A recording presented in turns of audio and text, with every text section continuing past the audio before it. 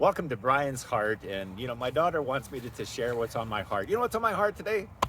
The Edmonton Oilers are in the Stanley Cup playoffs, and they need a win tonight. So any of you, come on, it's Canada. I'm hoping Connor McDavid gets a hat trick, 3 goals. But seriously, with Homo Hope, I just got something shocking to tell you, really. Persecution is increasing in the world against Christians, even in Canada here. But one of our international pastors had a group of people confront him for 2 hours, yelling and screaming at him and making demands, and he refused. Even they brought out a gun, and they held a gun to his face, demanding that he change or they'll kill him and his family and other church members. And he turned it down, and we had a prayer meeting, international prayer meeting, and we prayed for the safety of our pastor and that God would deal. And I was thinking of the story of Paul the Apostle, how he used to be a persecutor of Christians, and God dealt with him. And we prayed, and you know what happened within 24 hours?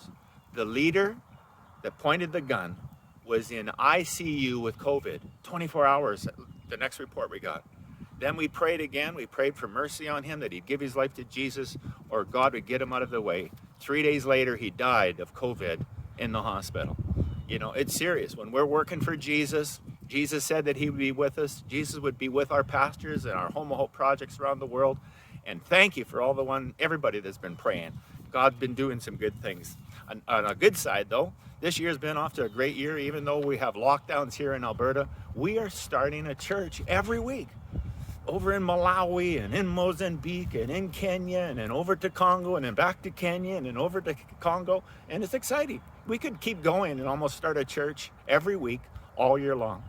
Also, our goal is to help 5,000 kids. And you know what happened this week? A complete stranger we've never met before walked into the Homo Hope office, gave $5,000.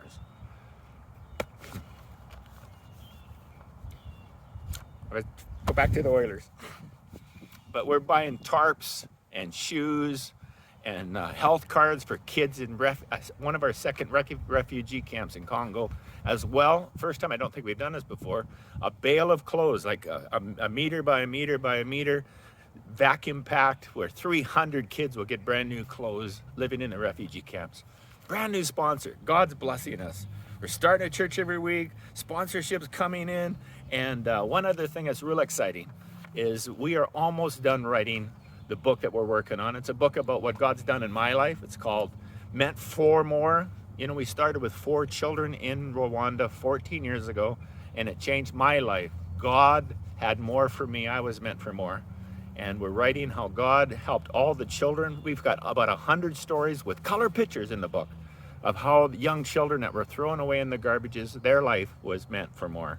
And in every reader, like yourself, you're meant for more. God's purpose is on your life. Follow after God. Ask him what he wants you to do, for you to do for his glory. And contact me.